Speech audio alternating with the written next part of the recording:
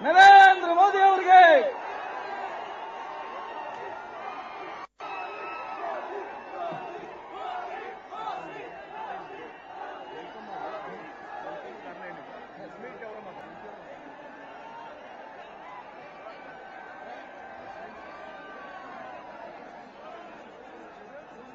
बोलो भारत माता की ನರೇಂದ್ರ ಮೋದಿ ಅವರಿಗೆ ನಮ್ಮ ಲೋಕಸಭಾ ಅಭ್ಯರ್ಥಿಗಳು ಸಂಸದರಾಗಿರ್ತಕ್ಕಂಥ ಮಾನ್ಯ ರಮೇಶ್ ಜಿಗಜಿಣಗಿ ಅವರು ಸ್ವಾಗತ ಮಾಡಿ ಮನವಿ ಮಾಡಿಕೊಳ್ತಾ ಇದ್ದಾರೆ. ಅದಾದ ನಂತರ ಮಾಲಾರ್ಪಣೆ ಆದ ನಂತರ ನೇರವಾಗಿ ನರೇಂದ್ರ ಮೋದಿ ಅವರು ತಮ್ಮನ್ನು ಉದ್ದೇಶಿಸಿ ಮಾತನಾಡಲಿದ್ದಾರೆ. ಪೂಜ್ಯ ಹಿರಿಯರೇ, ಇವತ್ತಿನ ಕಾರ್ಯಕ್ರಮಕ್ಕೆ ಆಗಮಿಸಿದ ತಮ್ಮೆಲ್ಲರನ್ನೂ ಇವತ್ತಿನ ಯುಗಾದಿಯ ಹಬ್ಬದ ನಿಮಿತ್ತ ತಮ್ಮನ್ನೆಲ್ಲರನ್ನ ಶುಭಾಶಯನ್ನ ಕೋರಿ ಇವತ್ತಿನ ಈ ಐತಿಹಾಸಿಕ ಕಾರ್ಯಕ್ರಮದಲ್ಲಿ ನಿಮ್ಮನ್ನೆಲ್ಲ ಉದ್ದೇಶಿಸಿ ಭಾರತೀಯ ಜನತಾ ಪಕ್ಷಕ್ಕೆ ಮತವನ್ನ ಕೇಳಲಿಕ್ಕೆ ಬಂದಿರತಕ್ಕಂತ ಈ ನಾಡಿನ ಹೆಮ್ಮೆಯ ಪುತ್ರರು, ಗುಜರಾತಿನ ಮುಖ್ಯಮಂತ್ರಿಗಳು, ಮುಂದಿನ ನಮ್ಮ ಪಕ್ಷದ ಪ್ರಧಾನಮಂತ್ರಿಯ ಅಭ್ಯರ್ಥಿಗಳಾಗಿರ್ತಕ್ಕಂಥ ನರೇಂದ್ರ ಮೋದಿಜಿ ಅವರೇ, ಇವತ್ತಿನ ಈ ಕಾರ್ಯಕ್ರಮದಲ್ಲಿ ಭಾಗಿಯಾಗಿರ್ತಕ್ಕಂಥ ನಮ್ಮ ರಾಜ್ಯದ ಮಾಜಿ ಮುಖ್ಯಮಂತ್ರಿಗಳು, ವಿರೋಧ ಪಕ್ಷದ ನಾಯಕರು ಆಗಿರ್ತಕ್ಕಂಥ ಜಗದೀಶ್ ಶೆಟ್ಟರ್ ಸಾಹೇಬರವರೇ, ಈ ವೇದಿಕೆಯ ಮೇಲೆ ಇರತಕ್ಕಂಥ ಜಿಲ್ಲೆಯ ಎಲ್ಲ ನಮ್ಮ ಶಾಸಕರು ಮತ್ತು ಮಾಜಿ ಶಾಸಕರು, ನಮ್ಮ ಪಕ್ಷದ ಅಧ್ಯಕ್ಷರು, ಎಲ್ಲ ನಾಯಕರುಗಳೇ, ಇವತ್ತಿನ ಈ ಕಾರ್ಯಕ್ರಮಕ್ಕೆ ಭಾಗಿಯಾಗಿರ್ತಕ್ಕಂಥ ನರೇಂದ್ರ ಮೋದಿಜಿ ಅವರನ್ನ, ನಮ್ಮ ನಾಯಕರು, ಹಿಂದಿನ ಮುಖ್ಯಮಂತ್ರಿಗಳು ಜಗದೀಶ್ ಶೆಟ್ಟರ್ನವ್ರನ್ನ, ಅದರ ಜೊತೆಗೆ ತಮ್ಮೆಲ್ಲರನ್ನ ಹೃತ್ಪೂರ್ವಕವಾಗಿ ಈ ಸಂದರ್ಭದಲ್ಲಿ ಸ್ವಾಗತ ಮಾಡ್ತಾ, ನಾನು ಈ ಬಿಜಾಪುರ ಲೋಕಸಭೆಯ ಭಾರತೀಯ ಜನತಾ ಪಕ್ಷದ ಅಭ್ಯರ್ಥಿಯಾಗಿ ತಾವೆಲ್ಲರೂ ತಮ್ಮ ಅತ್ಯಂತ ಅಮೂಲ್ಯವಾದ ಮತವನ್ನ ಕೊಡಬೇಕು ಅಂತೇಳಿ ಅತ್ಯಂತ ಕಳಕಳಿಯಿಂದ ತಮ್ಮೆಲ್ಲರನ್ನ ವಿನಂತಿಸಿಕೊಂಡು ನನ್ನೆರಡು ಮಾತು ಮುಗಿಸ್ತೇನೆ. ಸನ್ಮಾನ್ಯ ನರೇಂದ್ರ ಮೋದಿ ಅವರಿಗೆ ಬಿಜಾಪುರ ಜಿಲ್ಲೆ ಮತ್ತು ಬಾಗಲಕೋಟೆ ಜಿಲ್ಲೆಯ ಅವಳಿ ಜಿಲ್ಲೆ ವತಿಯಿಂದ ಬೃಹತ್ವಾಗಿರ್ತಕ್ಕಂತಹ ಮಾಲಾರ್ಪಣೆಯನ್ನ ಅಣ್ಣ ಬಸವಣ್ಣವರ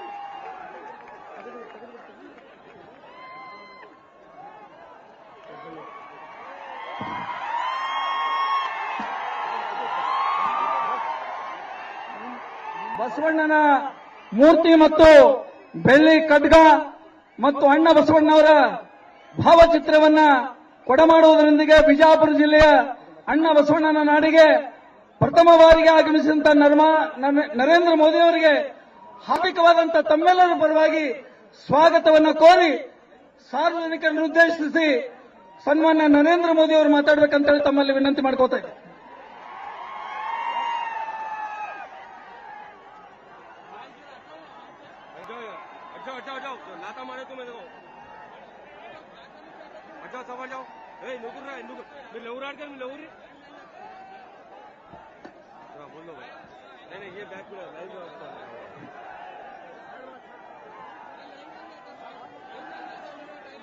भारत माता की मंच पर विराजमान कर्नाटक के भूतपूर्व मुख्यमंत्री मेरे मित्र श्री जगदीश जी, इस चुनाव में बीजापुर के भारतीय जनता पार्टी के उम्मीदवार श्री रमेश जी, बागलकोट के उम्मीदवार श्री गद्दीगौडर, मंच पर विराजमान सभी वरिष्ठ महानुभाव और विशाल संख्या में आए हुए भारत के भाग्य विधाता भाइयों और बहनों, यहां विशेष रूप से आशीर्वाद देने के लिए आए हुए परम पूज्य संतगण, कन्नड़ नादिना जनता के उगादी हब्बद ಶುಭಾಶಯಗಳು।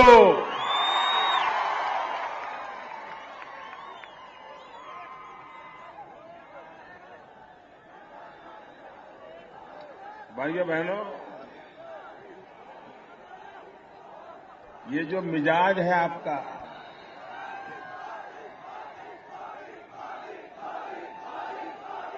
शायद हमारे देश में कभी भी ऐसी विराट चुनाव सभा हमने देखी नहीं है।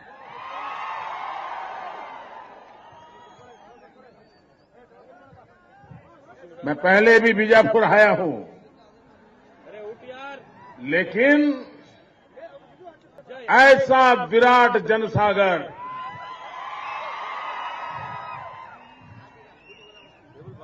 भाइयों भाई, हवा का रूप साफ साफ नजर आ रहा है। और मैंने कहा था, जैसे जैसे चुनाव निकट आएंगे, ये आंधी सुनामी में बदल जाएगी।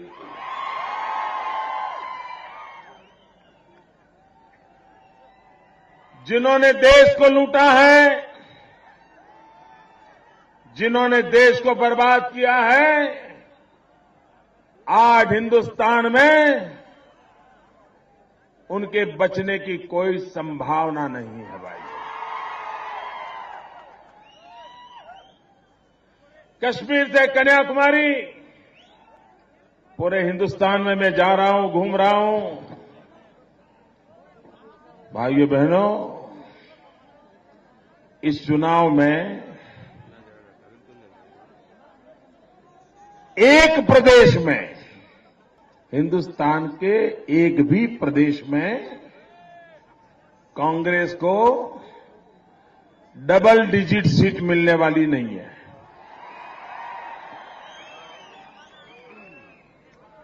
पूरे हिंदुस्तान में कोई भी राज्य ले लेना,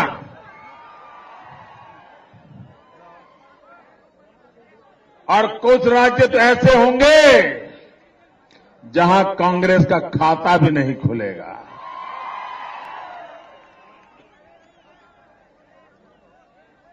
भाइयों बहनों, आमतौर पर चुनाव में मतदाता मतदान करता है सरकार को लाने के लिए या सरकार को निकालने के लिए। लेकिन ये चुनाव ऐसा है कि जहां लोग सरकार को निकालना तो चाहते हैं, लेकिन साथ साथ सरकार में बैठे हुए लोगों को कड़ी से कड़ी सजा देने का मूड में है।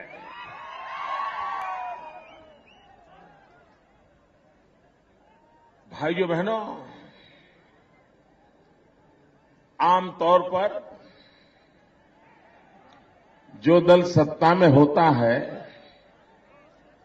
उसको हटाने के लिए सारे दल इकट्ठे होते हैं, मिलते हैं, कॉम्प्रोमाइज करते हैं, योजना बनाते हैं कि इनको हटाना है, इस मूड में काम करते हैं। लेकिन भाइयों बहनों, ये पहला चुनाव ऐसा है कि जिसमें सत्ता दल हो, विरोधी दल के कुछ लोग हो, सत्ता दल के कुछ साथी हो, ये सब इकट्ठे हो रहे हैं, जोड़ तोड़ कर रहे हैं। किस बात के लिए? मोदी न आ जाए, कहीं मोदी न पहुंच जाए, इसके लिए दिल्ली में बैठी हुई सरकार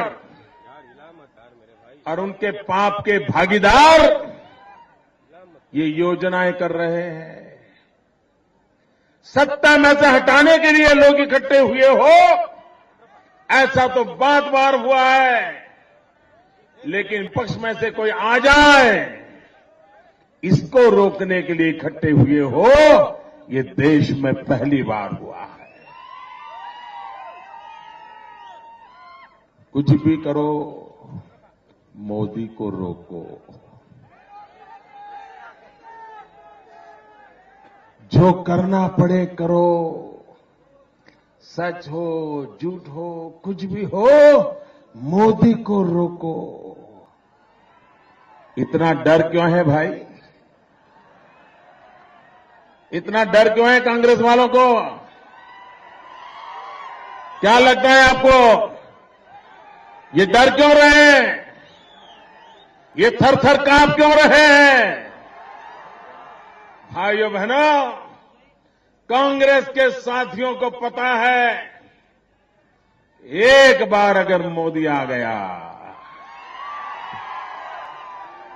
तो 16 मई के बाद उनकी जगह कहां होगी, इनका भली भांति उनको पता है। और इसलिए वो डर रहे हैं, कांप रहे हैं। मोदी को रोकने के लिए भांति भांति की तरकीबें कर रहे हैं। लेकिन कांग्रेस के मेरे मित्रों, कान खोल करके सुन लो, ये लोकतंत्र है, जनता जनार्दन ये ईश्वर का रूप होती है। और जब जनता आशीर्वाद देती है तो तुम्हारे कोई हथकंडे काम नहीं आते हैं। और इसलिए ये हाथ की चालाकियां बंद करो।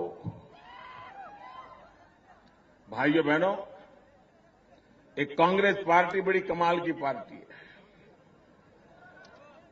वो पहले आते हैं, हाथ जोड़ते हैं, फिर हाथ मिलाते हैं,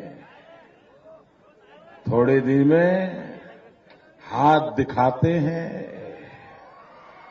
और फिर हाथ चालाकी करते हैं, और फिर देखते ही देखते हाथ की सफाई शुरू हो जाती है।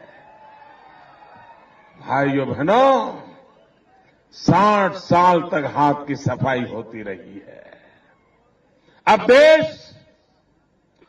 देश इन चीजों को सहन करने के लिए तैयार नहीं है।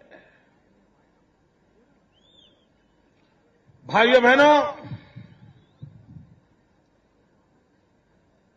ये दुनिया का सबसे नौजवान देश है। 65% जनसंख्या 35 साल से कम उम्र की है। जो देश इतना नौजवान हो, जिसके पास 70 करोड़ से ज्यादा नौजवान हो, वो देश क्या नहीं कर सकता है भाई। आप मुझे बताइए दोस्तों, हम हिंदुस्तान को बदल सकते हैं कि नहीं बदल सकते? हम देश को ताकतवर बना सकते हैं, नहीं बना सकते? हम दुनिया में हिंदुस्तान माथा ऊंचा करके खड़ा रहे, ऐसा कर सकते हैं कि नहीं कर सकते? लेकिन भाइयों बहनों, न कांग्रेस के पास ऐसी इच्छा शक्ति है, न ऐसी समझ है, न ही उनके अंदर वोट बैंक की राजनीति से ऊपर उठ करके देश के लिए सोचने के लिए समय है। और इसलिए भाइयों बहनों, 70 करोड़ नौजवानों का देश लंबे अरसे तक संकटों के बीच जी नहीं सकता, इस प्रकार की हालत में जी नहीं सकता। देश के नौजवान को क्या चाहिए? क्या हिंदुस्तान का नौजवान ये कहता है कि मेरे घर के आगे आकर के मर्सिडीज गाड़ी रख दो? क्या देश का नौजवान ये कहता है कि मेरे नाम बंगलो कर दो? देश के नौजवान को अवसर चाहिए, रोजगार का अवसर चाहिए। वो मेहनत करने को तैयार है, वो पसीना बहाने को तैयार है, वो देश को आगे बढ़ाने के लिए अपना जीवन खपाने के लिए तैयार है, लेकिन कोई उन्हें मौका तो दे। भाइयों बहनों, हमारा देश भाग्यवान है। हमारे पास 3 ताकतें ऐसी है जिसकी तुलना तीनों एक साथ हो, ऐसा हमारे साथ स्पर्धा कर सके, ऐसा दुनिया में आज कोई देश नहीं है। एक है हमारे पास डेमोग्राफिक डिविडेंड, नौजवान देश है। दूसरे एक बात के लिए हम गर्व कर सके, हमारे पास है डेमोक्रेसी। और तीसरी महत्वपूर्ण बात है, हमारे यहां भरपूर डिमांड है। ये 3D demographic dividend, democracy and भरपूर मात्रा में डिमांड, ये तीनों एक साथ आज दुनिया के किसी देश के पास नहीं है। और इसलिए उसका सही उपयोग कैसे हो, नौजवान को कुछ कर दिखाने का अवसर कैसे मिले, रोजगार का अवसर कैसे मिले, ये हमारी प्राथमिकता होनी चाहिए। और इसके लिए जरूरत है, आज सारी दुनिया में, आप दुनिया के किसी भी देश के नेता का भाषण सुनिए, दुनिया के हर देश में एक बात की बड़ी चर्चा हो रही है। हर सरकार, हर नेता, अमेरिका जैसा समृद्ध देश हो तो भी,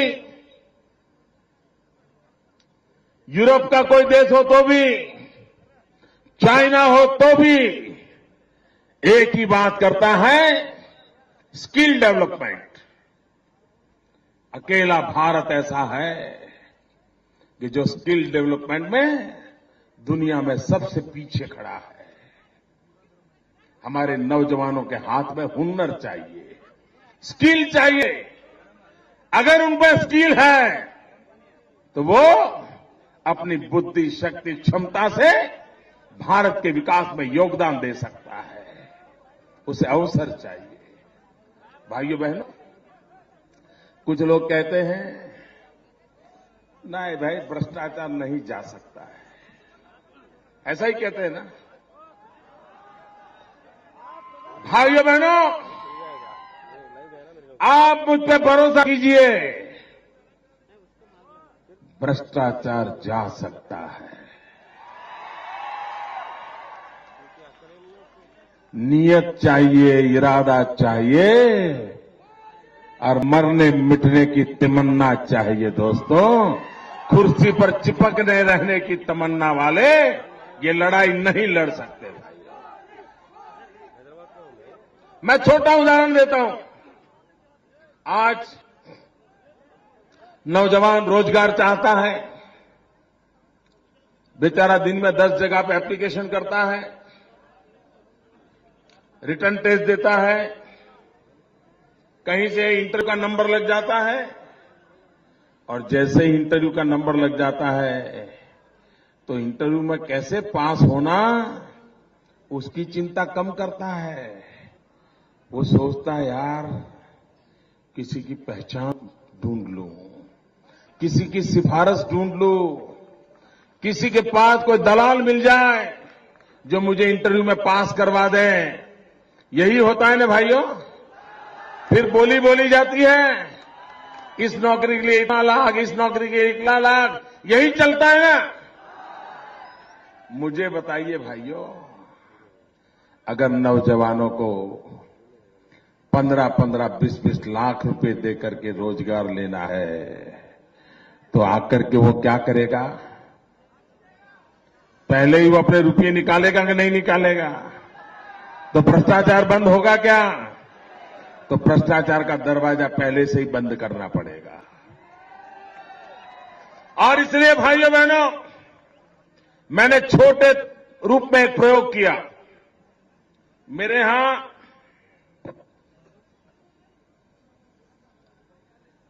टीचर की भर्ती करी थी। अब टीचर की भर्ती करने के लिए पूरी प्रोसेस कर सकते थे हम। एग्जाम लेते, इंटरव्यू कॉल निकालते, रुपये पैसों का खेल भी करने वाले कर लेते। हमने क्या किया? हमने ऑनलाइन एप्लीकेशन मांगी युवाओं से। हमने कहा आप शिक्षा के क्षेत्र में, अन्य एक्टिविटी में जो भी किया है सब ऑनलाइन पर डाल दो, आपके सर्टिफिकेट स्कैन करके रख दो। और फिर कंप्यूटर को पूछा कि इसमें सबसे टॉप मार्क वाले 15,000 की लिस्ट निकालो। कंप्यूटर ने वो लिस्ट निकाली। हमने कहा कोई इंटरव्यू नहीं करना है। ये कंप्यूटर ने जो 15,000 नाम दिए उसमें से 13,000 जो पहले वाले हैं उनको ऑर्डर दे दो, और कोई हाजिर नहीं होता है तो जो 2,000 वाले हैं उसमें उनको मौका दे दो। कोई भ्रष्टाचार नहीं होगा। ये ह्यूमन इंटरफियरेंस को जितना हम रोकेंगे, हम भ्रष्टाचार को रोक सकते हैं। भाइयों बहनों, राज्य नीति आधारित होना चाहिए, पॉलिसी ड्रिवन स्टेट होना चाहिए। अगर पॉलिसी ड्रिवन स्टेट है, ब्लैक एंड व्हाइट में पॉलिसी लिखी गई है, तो किसी को भी डिस्क्रिमिनेशन का अधिकार नहीं रहता है। और जहां डिस्क्रिमिनेशन का अधिकार नहीं होता है वहां भ्रष्टाचार की संभावनाएं कम हो जाती है। उसको घर बैठे पता रहता है कि मुझे मिलने की संभावना है कि नहीं संभावना है। फिर कोई दलाल नहीं आ सकता है, कोई रुपये पैसों का खेल नहीं हो सकता है। भाइयों बहनों, टेक्नोलॉजिकल इंटरवेंशन भ्रष्टाचार को रोकने की बहुत बड़ी ताकत बन सकता है। देश के सामने भ्रष्टाचार एक भयंकर संकट है। इस देश को भ्रष्टाचार से मुक्त कराने का हम देशवासियों ने फैसला करना होगा। और ये चुनाव एक मौका है। और इसलिए भाइयों बहनों, मैं आज आपके पास आया हूं, मुझे आशीर्वाद दीजिए ताकि मैं आपके सपनों को पूरा कर सकूं। अब कांग्रेस बचने वाली नहीं है और न ही कांग्रेस देश को बचा सकती है। भाइयों बहनों, महात्मा गांधी का एक सपना अधूरा रह गया है, उसको हमें पूरा करना है। भाइयों बहनों, क्या महात्मा गांधी का सपना पूरा करने के लिए मेरी मदद करोगे? पूरी ताकत से जो दूर दूर खड़े हैं ना, वो भी बोले, क्या आप महात्मा गांधी का सपना पूरा करने के लिए मेरी मदद करोगे? क्या महात्मा गांधी का सपना पूरा करोगे? आपको पता है गांधी का सपना क्या था? भाइयों बहनों, जीवन के अंतकाल में महात्मा गांधी ने कहा था कि मेरी अंतिम इच्छा है कि अब ये कांग्रेस को घेर दो, कांग्रेस को समाप्त कर दो। महात्मा गांधी को पता था कि कांग्रेस पार्टी देश को बर्बाद कर देगी। महात्मा गांधी को पता था कि कांग्रेस पार्टी देश चलाने के लिए योग्य नहीं है और वो दीर्घदृष्टा थे। उस महापुरुष ने कहा था कि हो सके जितना जल्दी इनको बिखेर दो, लेकिन बापू की बात किसी ने मानी नहीं। भाइयों बहनों, अब ये जनता जनार्दन का काम है कि हम बापू की बात पे भरोसा करें और कांग्रेस मुक्त हिंदुस्तान इस सपने को पूरा करने का काम करें। भाइयों बहनों, अभी 2 दिन पहले कांग्रेस पार्टी का घोषणा पत्र आया, मैनिफेस्टो आया। उसको पढ़ करके लगता है कि वो घोषणा पत्र नहीं है, वो धोखा पत्र है, धोखा पत्र। वो धोखा दे रहे हैं, जनता की आंख में धूल झोंक रहे हैं। भाइयों बहनों, वो एक ही प्रकार की टैप रिकॉर्ड को बजा रहते हैं, टैप रिकॉर्ड को बजाते रहते हैं। हिंदुस्तान को आपकी टैप रिकॉर्ड सुनते सुनते कान पक चुके हैं। हिंदुस्तान को तो ट्रैक रिकॉर्ड चाहिए, ट्रैक रिकॉर्ड चाहिए। कांग्रेस पार्टी ने 2004 में वादा किया था, 2009 के घोषणा पत्र में भी वादा किया था और उन्होंने कहा था वे 10 करोड़ नौजवानों को रोजगार देंगे। एक बार उन्होंने कहा था कि हर परिवार से एक व्यक्ति को रोजगार देंगे। मैं जरा पूछना चाहता हूं नौजवानों, दिल्ली सरकार ने आपको रोजगार दिया है? आपको दिया है रोजगार? आपको दिया है रोजगार? अरे पूरी ताकत से बोलो, दिया है? किसी को रोजगार मिला है? भाइयों बहनों, आंकड़े बोलते हैं। वाजपेयी जी की सरकार 6 साल रही, वाजपेयी जी की सरकार 6 साल रही और 6 साल में उन्होंने 6.5 करोड़ नौजवानों को रोजगार दिया। और इन मैडम की सरकार 10 साल रही और 10 साल में उन्होंने सिर्फ 1.25 करोड़ नौजवानों को रोजगार दिया। भाइयों, आप बताइए, और फिर भी झूठ बोलने की इनकी ताकत तो देखो यार, इनकी हिम्मत देखो। ये कितनी मोटी चमड़ी के लोग हैं जी। कुछ न करने के बाद इस बार फिर बोल रहे हैं, फिर धोखा पत्र में लिख दिया 10 करोड़ को रोजगार दे देंगे। भाइयों बहनों, शहजादे इन दिनों चुनाव में गुजरात को ललकारते हैं, गुजरात की चर्चा करते हैं। आप मुझे बताइए भैया, क्या ये चुनाव गुजरात सरकार चुनने के लिए है क्या? जरा जवाब दो तो। क्या इस मतदान से गुजरात की सरकार चुनी जाएगी क्या? क्या वहां का सीएम को चुनना है क्या? क्या वहां का एमएलए चुनना है क्या? चुनाव है प्रधानमंत्री का, है कि नहीं है? चुनाव लोकसभा का है कि नहीं है? चुनाव दिल्ली में सरकार बनाने के लिए है कि नहीं है? चुनाव एमपी चुनने के लिए है कि नहीं है? चुनाव प्रधानमंत्री चुनने के लिए है कि नहीं है? तो चर्चा देश की सरकार की होनी चाहिए कि नहीं होनी चाहिए? आपने पिछले 10 साल में केंद्र में कैसी सरकार चलाई, इसका हिसाब देना चाहिए कि नहीं देना चाहिए? पल पल का हिसाब देना चाहिए कि नहीं देना चाहिए? पाई पाई का हिसाब देना चाहिए कि नहीं देना चाहिए? उन्होंने क्या क्या किया वो कहना चाहिए कि नहीं कहना चाहिए? कब कब किया वो कहना चाहिए कि नहीं कहना चाहिए? कब किया, किसके लिए किया, कैसे किया, क्यों किया, किस प्रकार से किया, दिन में किया कि रात में किया,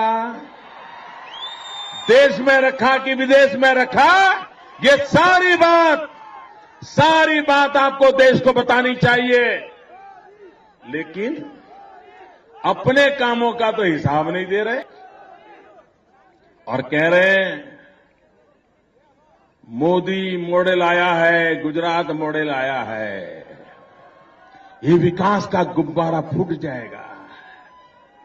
अरे शहजादे, आपकी पार्टी के 18 मुख्यमंत्री 2002 में गुजरात में आए थे और ऐसे ही गुब्बारे के झूठ चलाए थे और आपका झूठ का गुब्बारा गुजरात की जनता ने स्वीकार नहीं किया था। आपने साथ में आकर के भी वही किया था और अभी 2012 के दिसंबर में आकर के भी आपने यही झूठ फैलाने की कोशिश की थी, लेकिन आपका झूठ गुजरात की जनता के गले नहीं उतार पाए थे। जनता को सच दिखाई दे रहा था, जनता को विकास दिखाई दे रहा था और इसी के कारण बार बार गुजरात की जनता भारतीय जनता पार्टी की सरकार को चुनती रहती है।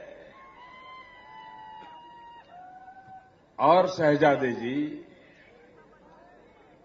आपको लगता है कि गुजरात मॉडल सिर्फ गुब्बारा है। मैं जरा पूछना चाहता हूं, क्या आपको आपकी माताजी पर भरोसा है क्या? बहुत सीधा सवाल पूछता हूं, क्या आपको आपकी माताजी पे भरोसा है कि नहीं? देश जानना चाहता है। क्या आप अपनी माताजी में विश्वास करते हो क्या? अरे शहजादे जी, आपकी माताजी जिस राजीव गांधी फाउंडेशन की चेयरपर्सन है, उस राजीव गांधी फाउंडेशन ने गुजरात को नंबर 1 घोषित किया था। गुजरात नंबर 1 घोषित किया। क्या आपकी माताजी की बातों में भी आपको गुब्बारा नजर आता है क्या? क्या आपकी माताजी भी गुब्बारे छोड़ती है क्या?